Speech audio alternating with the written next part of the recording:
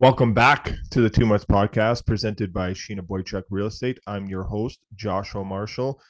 We have a very special guest joining us early this morning here, Friday morning. So we're looking forward to having Brent Sutter back on with us, the owner and general manager of the Red Deer Rebels, and two-time Stanley Cup champion in himself with the New York Islanders. So played over 18 seasons in the National Hockey League for the Chicago Blackhawks and the New York Islanders. And went on to win 3 Canada Cups. So the resume is great. Over 400 games as a head coach in the NHL too. Great junior coach. Obviously coached the best world junior team in history. And that was the 2005 team with Sidney Crosby and the cast that they had there. Sutter's back on with us for his third visit. So looking forward to this interview, and I hope everyone else is too. So a great way to end a really good week for our podcast in terms of some of the guests that we had on and the conversations that we had. We appreciate your support, and like and subscribe to us on YouTube, and any of the other platforms that you guys listen to us. Even if you want, give us a review. We appreciate any kind of feedback at all. Good constructive criticism is anything. Any criticism is good. So take it in any which way you possibly can. So thanks to Brent for joining us. Without further ado, we're going to get to our interview now with Brent Sutter from the Red Deer Rebels. Mutts fans, our next guest is back with his third visit. He's won 2 Stanley Cups with the New York Islanders. He's played over 8,000 games in the National Hockey League, 18 years with the Islanders and the Chicago Blackhawks. He's won 3 Canada Cups. He's the president and general manager of the Red Deer Rebels. We'd like to welcome back to the 2 Months Podcast, Brent Sutter. Brent, how's it going? It's going well. Thanks, bud. How are you doing? I'm good. Just Awesome. enjoying a nice week off, and we've had a really good episodes these weeks. So it's nice to finish this off with a stand-up person in yourselves, and I appreciate you coming back on with us. And I guess we'll kind of talk about your team before we kind of get into some great topics. But I know it hasn't been the road trip that you guys wanted, but you guys got 2 big games coming up this weekend. One tonight, it's Nickelodeon night, and you guys will be doing a silent auction for the great charities that you guys work with, and that's the Children Miracle Network. So how excited are you for tonight's game? Against a really good opponent in it, but the season's been a pretty good success too, Brent. Well, I'll start with the season. I mean, obviously, we didn't start off as well as we would have liked with the quality of team that we felt we had. We just seemed to struggle in certain areas, and then you bring in new head coach and new assistant coach. Things are a little different, and it took some time for everybody to adjust. Derek came from down east from the OHL, and he was assistant coach in Peterborough for the last 6 years, and then just adjusting to our league, the travel, just first time head coach, the way we play out here, the way we play inside our own hockey team. It just took him some time, and but by middle November we got going, and until we went on this last road trip, it was I forget what we were. We lost 2 shootout games in month of January, and everything else we had won, and we had a good month of December too. So and the end of November. So we went on the trip, and yet it's like explained to the coaches and the players yesterday. It's I've been in their shoes. I get it. When you get on a run like we've been on for almost 2 months, you probably win some games down the stretch of it where you probably in normal circumstances you 1-1. Just little details weren't good in our game. Our specialty teams weren't as good, but we were still finding ways to win, which was a good thing. And yet it does catch up to you at some point. And when we went on the road trip, you're playing some very, very good teams in the Eastern Division, and then you get drilled between the eyes, and it's a big wake up call. And so I look at it that way. I look at more of the positive side of it. It's going to be now how we respond to it and work ourselves out of it. And hopefully it'll make us better down the stretch here. And uh, but you're leading into this weekend. I mean, every game is a big game for us. Obviously, with Moose Jaw and Medicine Hat, it's with Medicine Hat, we're fighting for first in division with them, and then with Moose Jaw, it's fighting for that top in staying within the top four and top three in the league, and so in our conference, so and get home ice advantage in the opening round. So it's good. It's a good test for our kids. Every game's a challenge in this league. There's no easy games. So, in obviously tonight with the Jersey night and stuff like that, it's a pretty cool night happening. Yeah, it definitely is. In your years of hockey and how long you've been involved in the game, how important is to face some adversity, Brent, and throughout the journey of a season, to kind of make it, when you do face that adversity in the playoffs, so you can lean on maybe something that happened in the season. How important is that? Well, I guess at the end of the day, you, You you don't wish you want to never face had it, yeah, adversity, yeah, right? yeah, But everybody does, and yet, like I talk to the players all the time about it, and the staff, and you know what, adversity happens in life, right? And it's just how you deal with it. And with these kids, you learn at a young age. And yes, it's just a sport and it's a game, but there's still ups and downs and peaks and valleys in it. And it's just how you handle everything and try to stay even keel with it and manage it the right way, think it through properly, use each other to lean on, help each other out through it. When, whether an individual is struggling or in this, in the game of hockey, teams struggle at times. You got to stay upbeat about it. You got to hold your chest out and head high and keep forging ahead and try to stay positive with it. And like I said, in a team sport, you really got to lean on each other. And I, again, I talk to the team about that a lot and just not, on ice stuff, but push each other off the ice to be better, whether it's in the gym or, fitness training, whatever it may be. Try to help each other out to get better every day. yeah.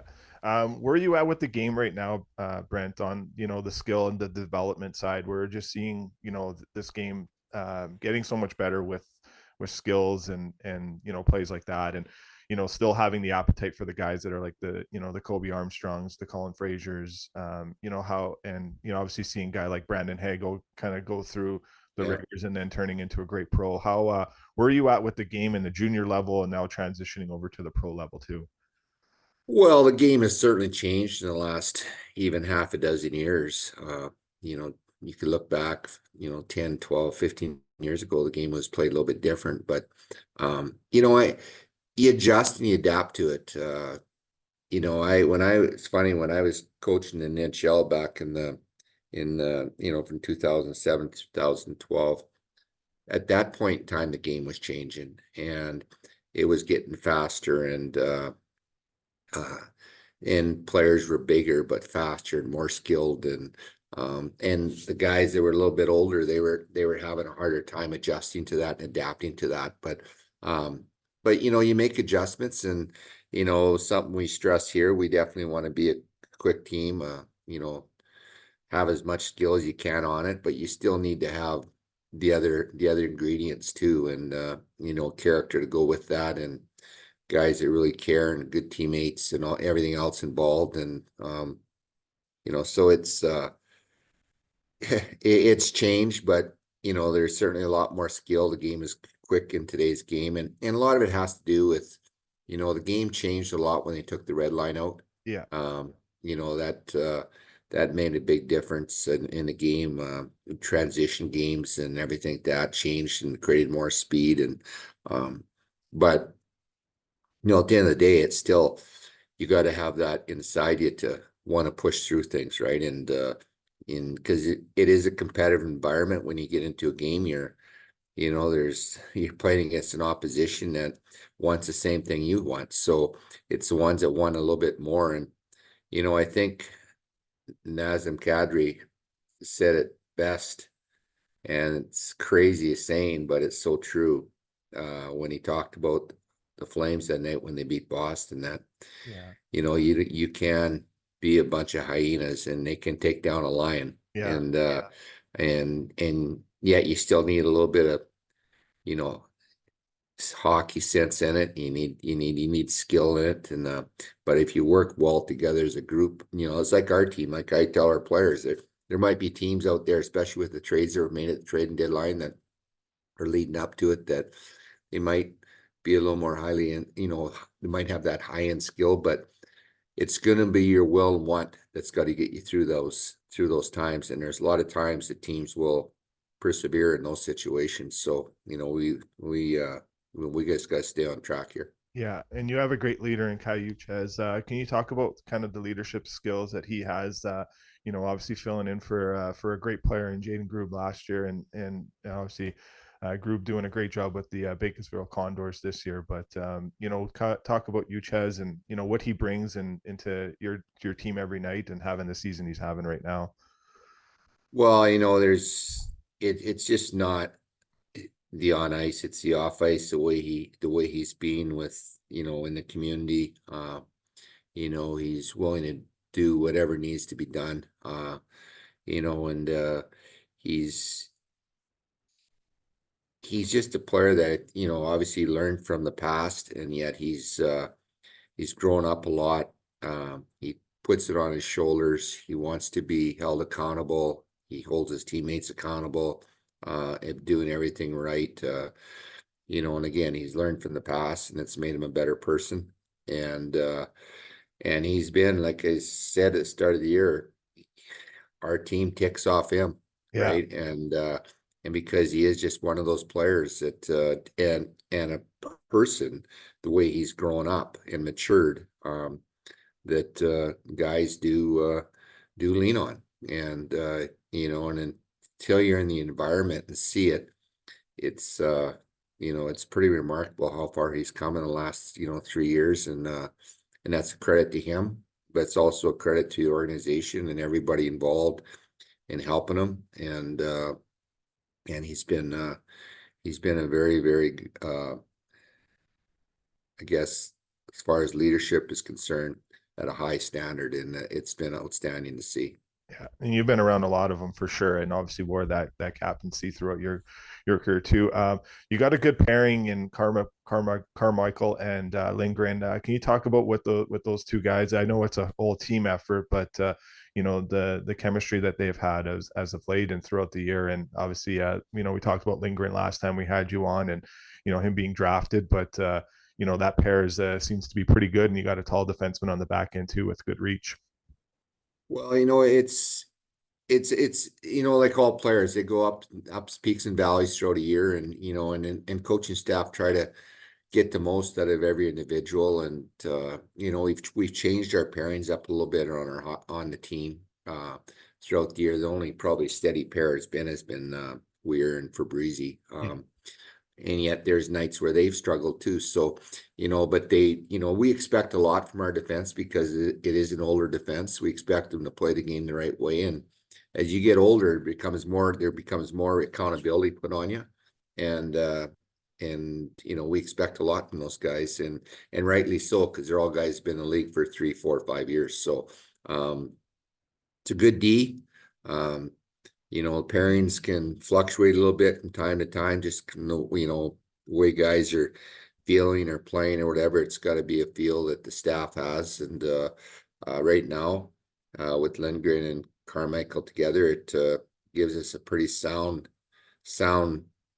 pairing, as long as they play the game the right way, Yeah. right? And they do things the right way. Yeah, no, for sure. It's fun to watch. Like junior hockey is really awesome. We're close with Vernon Fiddler and his kid, obviously playing for the Oil Kings this year, and seeing kind of Yeah. the foot speed and the development that he has in his first year in the Western Hockey League. Is great to see. And obviously, you speaking of an older decor, Fabrizi got a nice goal the other night. Can you talk kind of about his poise and the all around game that he brings to you guys? Well, he's has his ups and downs for sure. I mean, it's with Faber, it's still a work in progress. He's a big man, and when he plays that way, he's very, very effective. And he can be an intimidating factor out there in a sense, just with his long reach, and he's a big body, and he's got to play with a little bit of bite in his game, a little bit of edge. And when he when he doesn't, his game struggles. Yeah. And yet he's still a young guy trying to find that niche, exactly what he is as a player. But we think he's taking strides. We do expect a lot from him. He's in next year, he'll be going this year, he's his third year, next year will be his fourth year in the league. So, we need him to be a good player for us down the stretch here. Yeah. Let's talk about your second line, centered by Ollie Josephson. The chemistry that maybe his line has had, throughout the year, and obviously, as you say, there's ups and downs, but what he's been able to kind of bring in that line's been able to bring to you guys throughout the season. Well, Ole plays a 200-foot game. It's something and that's a credit to Steve Konowalchuk, our ex-head coach, and his staff for the last year, where we had a meeting at the start of the year, and I told the coaching staff that, Ole was 16 years of age, but make him our third line center, and that's where he plays. You never take him out of the lineup. You never move him to the fourth line. Make him become a very responsible player 5-on-5. And as the season goes on, allow him to play penalty kill, and then get deeper in the season, put him in some PP situations. And he grew as a player, and the leadership has been outstanding for us. And he's such a great, great young man. He cares very deeply about his game and about the team. And you know what you're going to get from Ole every night, right? And Yeah. and the offense there will come with him. He's getting chances, he's getting opportunities. It's just, that part of the game, it's just maturing a little bit more with that. But his winger that's played with him all years, has been Brigley, and Brigley's played well. And that pair we've kept together. We've kind of rotated the left side a little bit, whether it's been Bernie or Latimer, or right now they're playing with Kalen Lind. So it's been kind of maybe a little bit of revolving door Yeah. there with the pair. But that's okay. I'm still a believer in you try to work with pairings, and whether it's you always talk about it on the back end, but I kind of look at the forward group too. And if a line is going, leave them together. If something's struggling, leave the pair that you think is very sound, that work well together, leave them together, and try to fit something in that works. So that line's been good. Yeah, it definitely has been. And Kalen Lind obviously drafted just recently here. How excited are you to see throughout his development with your organization, and the player he's turned into off the ice, but also what he's done on the ice as well too. Well, Kalen's a great, really good young man. He's competes hard, plays hard. It's still just finding his game, right? And as far as exactly what he's going to be as a player, he's got a skill set that's very high. But it's just with Kalen, it's having that line that you can't cross of being on the edge, right? And with discipline, and and he's still got to get bigger and stronger. To play professional hockey, it's a big man's game, and you play the way Kalen plays, and he has to play that way to be effective. He's going to have to continue to work on his body and make himself, stronger that way. But he's a very good hockey player, and we're excited that, obviously we probably won't have him after his 19-year-old season. He's a signed in shell player, so Yeah. we expect him to be a very good player down the stretch for us this year and into next season too. Yeah, no, it'll be fun to watch for sure. Where are you at with your goaltending? How excited and grateful, and in a way of looking at the development that you have in the back end in net, and and how important that position is, of setting your team up to succeed here. Well, it doesn't really matter what league you're in, what team you're on, what team you have. You have to have goaltending to be a team that's reckoned with or going to be effective. Goaltending is everything about confidence for the group. And when the group feels confident with their goalie, you play better. You just seem to, you just seem like find a way in your game that you never have to cheat on, and if there is mistakes made, the goalie's going to be there to make the big save for you. And it's huge. Our goaltending's been really good. Stos came off uh, tough injury last year down the stretch, and a knee injury, and he missed the last part of the year, he missed basically all training camp. Then he got going, and he had a he had a I guess a high when he first came back, and he kind of flatlined, which to be quite honest, I wasn't surprised, because it happens with most guys. I've had that injury. Yeah. You're excited to get back, and then all of a sudden it's kind of like you hit a wall, and you got to get through that or over that. And he's still finding his way a little bit with that, but it's certainly coming with him. And then Watsky's been outstanding for us. He's come in at the start of the year. He was kind of like a battle with Stos, and then we were playing who was going, but then in the last probably month or so, or month and a half, he's really taken a big step, and he's becoming a very, very good goaltender in this league. Yeah, that's awesome. We'll kind of change gears a bit. Obviously, stick with the development side and what's kind of the training that goes off the ice. But I know in the past and currently, you guys still do some work with Sheldon Kennedy with his respect group. And how important that is, the education and the respect that you have for your peers and for the people that are around you and in your community. Can you kind of talk about the training that you guys done in that program, and then also maybe the additional training that you guys do amongst yourselves, in your own organization of, as these young men come into your organization, you're also making them, great hockey players, but also great human beings too. Well,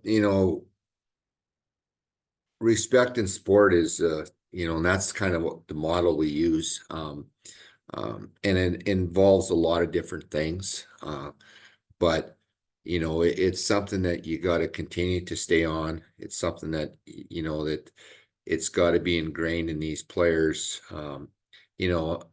It's unfortunate that it kind of, when they get to our level, it kind of gets thrown on our lap. And and I wish there was more training with it through the minor hockey systems as they coming up. And I believe there can be. You just need to have people that are more committed to doing it.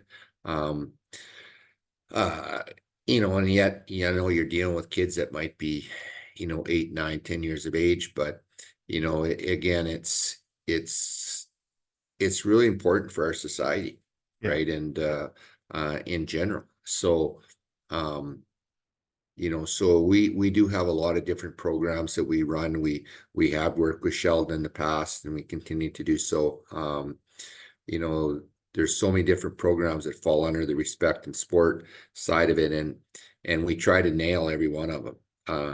And it can't be just a one-off. It's got to be something that's discussed a lot. We try to meet with our players throughout the year at different times. We try like once a month or whatever, and just go through things with them and talk to them about it. And if they got anything that they want to talk about, it's and it varies at different levels.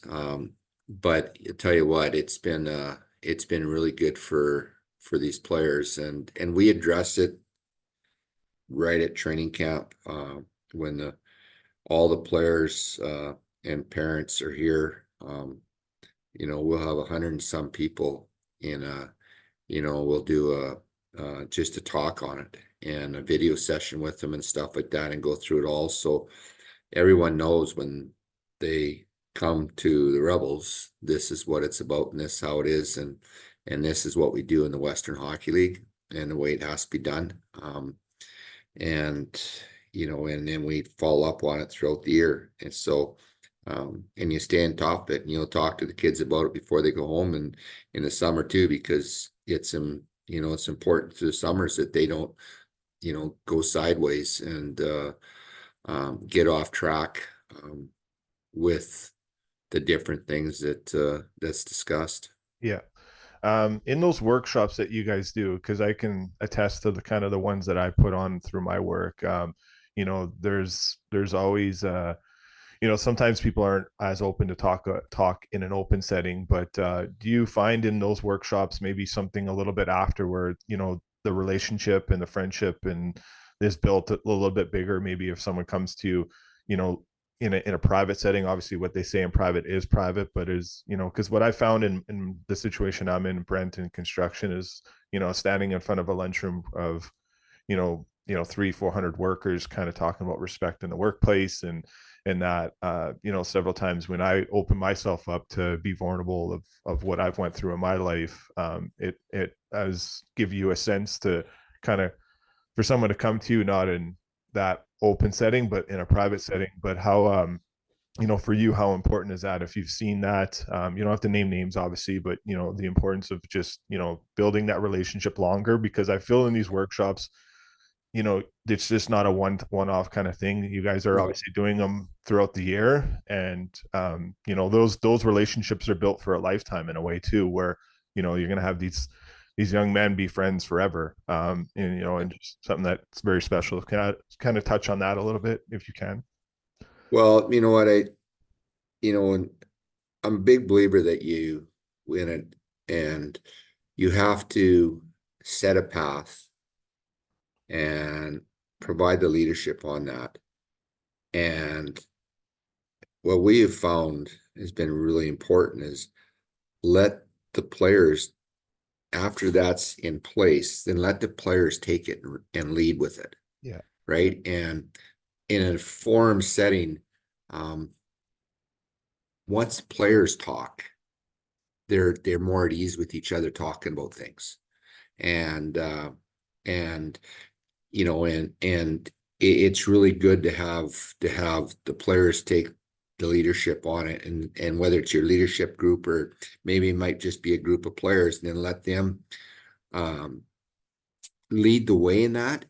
And yet you're kind of, whether it's myself or we designate two people inside of our staff to oversee it all, and uh, and they do an outstanding job with it. And then the players know that, that if anything comes up, that they can go to those guys, or maybe a teammate might notice something with one of his teammates, and and they'll bring it to our attention. And my door is always open in my office to the players. It's funny. It's a coach is a coach. They may not want to tell you everything. Yeah. But now my relationship with the players, being a GM now, instead, and removing the coaching away out of it and being strictly the GM and the owner of the team, there's more of a open dialogue there, and they know they can come up and talk to me about things anytime they wish. These kids are like your own, correct? And They sure are. and they just got to feel like they got to be at ease to be able to do that. But in a group setting, I think it's imperative. It's very important to allow the players to take the lead on that. You've provided the direction, the path. You can be there to even continue to give them some direction through it and stuff like that, but really let them take it within the group and lead the way in that, right? And then it makes the players more at ease to talk about it. And it'd be like an employee in a business, like let's just use your construction business for an example. If you're in a forum setting, you got a bunch of different people in there. If you're the one always doing the talking, right, after a while it gets mute, right? Like they just shut you out, right? So, but if you let the group interact, they feel more comfortable. And it's like being in a counseling session with a group of 10 people, and you might be the counselor, but then you let the individuals, and after time they feel comfortable talking about things, and they might not always bring up absolutely everything, but then they know that they got someone to go to, which is myself or one of the other two people, that, hey, I need to discuss this, or I need to get some help in this, and then it's up to us to to make sure that to do whatever it takes to make sure that, they get the help they need in whatever area it may be. So, and we got a great support staff in Red Deer here to help us with that kind of stuff. So it's been really good. Our model here has been really good. Yeah, it has. And anyone that knows the organization and knows the pedigree and, the individuals, the players that come out of your organization, there's countless stories of, obviously the goal is to make the National Hockey League, but sometimes that's not. And some of these other great players that have been in your organization have turned, their careers into something else in business or whatever. And they got all that from you guys, so I appreciate that a lot. I have a lot of respect for the Sutter family, and for what you guys have done for junior hockey in Western Canada, and the pedigree that you put forward with. I do will do transition over to some maybe a little bit NHL talk. I know it'll be kind of easy to do that now, or maybe hard, but I think what we just talked about was important and something I really want to pick your brain on. But so I appreciate your comments there on that, Brent, and very well said. Just the teams here in Alberta, it's hard not to watch both of them. Obviously, you coached for the Calgary Flames, and the teams are right here. But we'll start with the Flames and kind of what you see for their season so far. Obviously, some guys being traded as of late, but two big wins these last few nights, and where you're at with kind of seeing their development and seeing Ryan Huska as a first year coach, and obviously you had Craig Conroy in your fold too when he was a player and now being a general manager. Well, I know both of them. Yeah. Obviously, I coached Connie, and then when I was coaching there, he was an assistant GM, and so I know him pretty well, obviously. Yeah. So, and I'm not surprised that obviously there's tough decisions to make on it moving forward as an organization, and I mean, I got great ownership in Calgary, awesome people. But you do know that there's, it is a business at that level, and and yes, you're trying to win every game 100%. But when players become unrestricted free agents, or are going to become unrestricted free agents, and if they're not willing to commit to something that, from an organizational standpoint, that works as far as contract status, then you have to move on, whether you're winning or losing. All right, that's just smart. That's running your team the smart way, right? And players know that too. And so, what happens with a couple of these guys moving forward with the Flames, you can see they're trying to work the young players in, and Ryan has done a great job with that. They're playing with a lot of emotion, a lot of intensity. They seem like they're having fun playing the game, which is very important too. And we'll just see how it unfolds from there, from now till the trading deadline. I certainly watch it a lot. I have a lot of respect for Connie and the management staff there, and obviously I know Ryan. I've coached against him. He's a very good coach, a young coach, up and coming guy. So there's there's a lot of excitement there for sure. And and I know everybody wants to win every game. It's just the business you're in. You're trying to win the Stanley Cup every year, but there's also you got to have reality and expectations too. And they're in a certain part of their of time inside the organization. They're trying to work younger players in and trying to grow their team, and you might say stock the shelves a little bit with picks and stuff like that. And because in the model today, it's no different in our level. You have to develop, you got to draft well, and you got to develop from within for sure, 100%. And I'm a big believer in that. What other teams do, I can't worry about, right? It's something you focus in on your own team and your own organization, what you need to do. And the Flames are at that point where, there's always tough decisions to make, and there's tough decisions to be made from now to the trading deadline. But the organization and the future of the organization is always going to come first and foremost. Yeah, very well said. And over the last couple of years, I got to know Michael Backlund, and we had him here on our podcast, and he spoke very glowingly about you and very high about you. Even Daryl too. Obviously him being the second most Calgary Flame player of all time, just right under Jerome McGinley. The progression that Michael's had throughout his career, and how you seem like you have a little smirk there and happy about that, in a way of like being proud of a guy that you've helped mold. And you guys, as a Sutter tree, you guys drafted and developed him. How excited are you to talk about him and seeing what he's done in his career here? Well, with back, it's funny. He was just a young player when I was coaching him, Yeah, and there's so much growth there, right? He was smart. It was just maturing as a player. Like it's hard to come in the National Hockey League as a young guy, and there's a lot of expectations early. And for me, it was with back, it was allowing him to mature as a player, continue to grow as a person. I'm not surprised at all to see where he's at and what he's done, and to be behind Jerome, and as far as history of the Flames, and um and when he signed here this past summer, I wasn't shocked by that. yeah, He's a very loyal guy. His first wish was to stay in Calgary. Obviously being captain of the team, which isn't surprising either.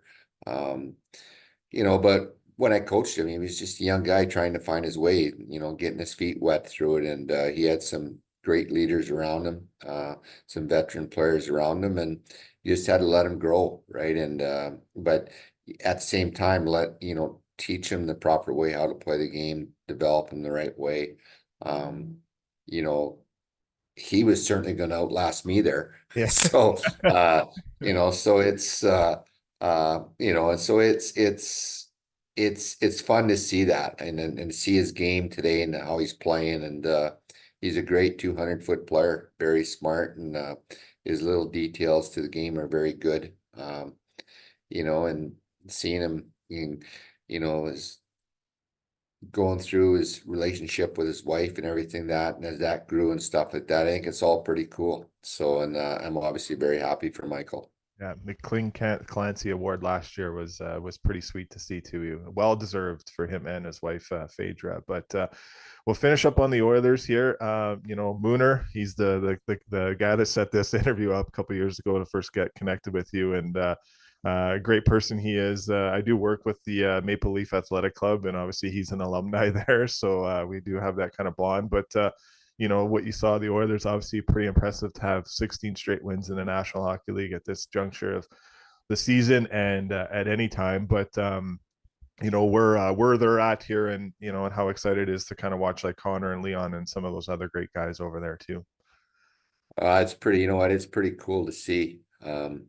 It's and they had a tough start, obviously, and that's obviously well documented, um, and yet they've certainly found their way through it, and they kept their heads to the grindstone. And unfortunately, there had to be some changes made, but that is the nature of the beast, nature of the business, and the players have certainly responded to it and have played very, very well. I mean, I watch as many Oilers and Flames games as I can. I mean, I love to see, both these teams be successful there in our province, and it's Yeah, professional hockey, and obviously being involved at that level, you certainly keep tabs on it and watch a lot of different games every night. And yeah, if the Oilers and Flames are playing, they're usually the first ones. Now that son Brandon's not playing, they're the first games that I always go to watch. So, yeah, yeah,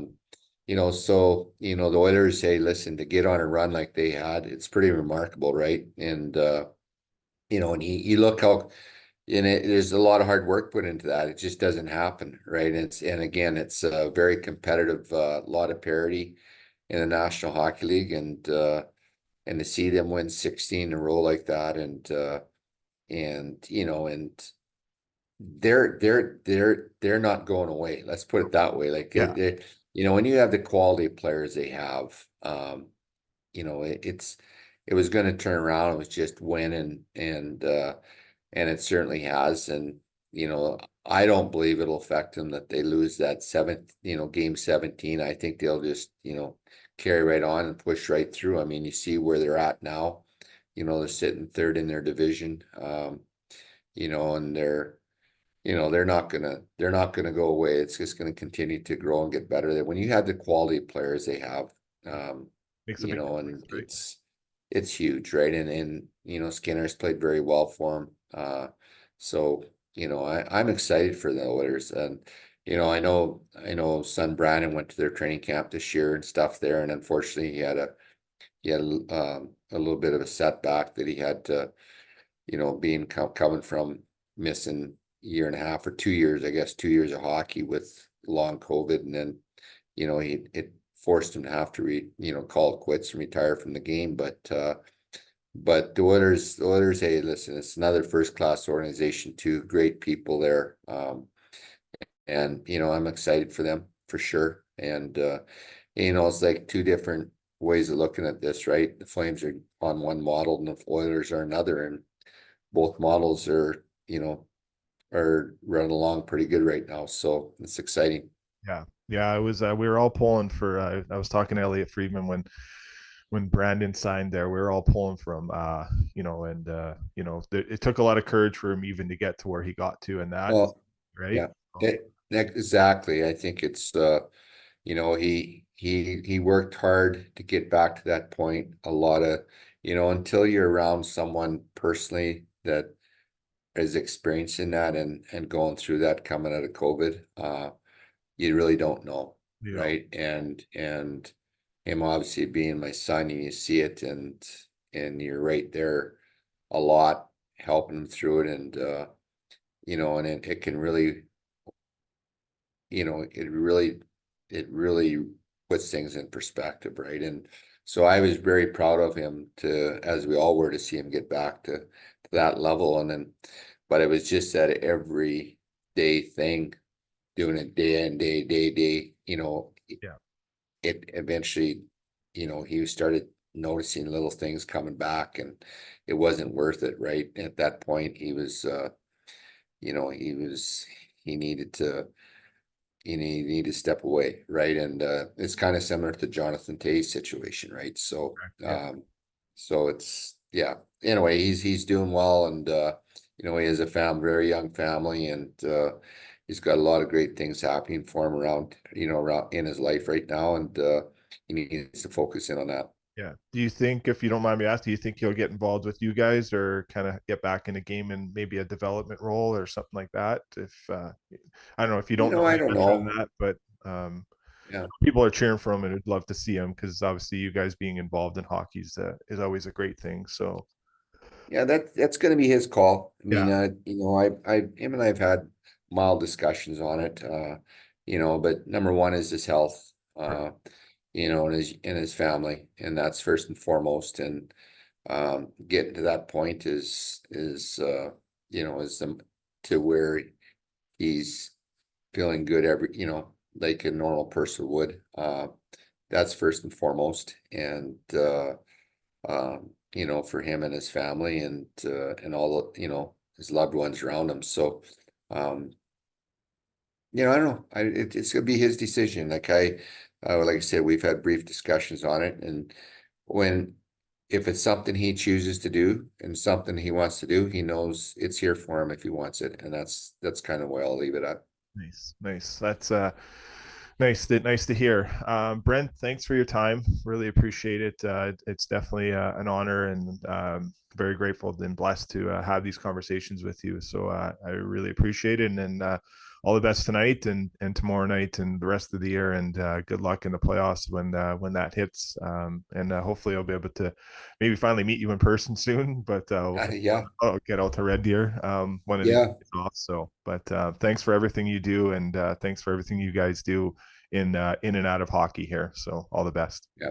No, thanks, buddy, and thanks for having me on anytime, pal.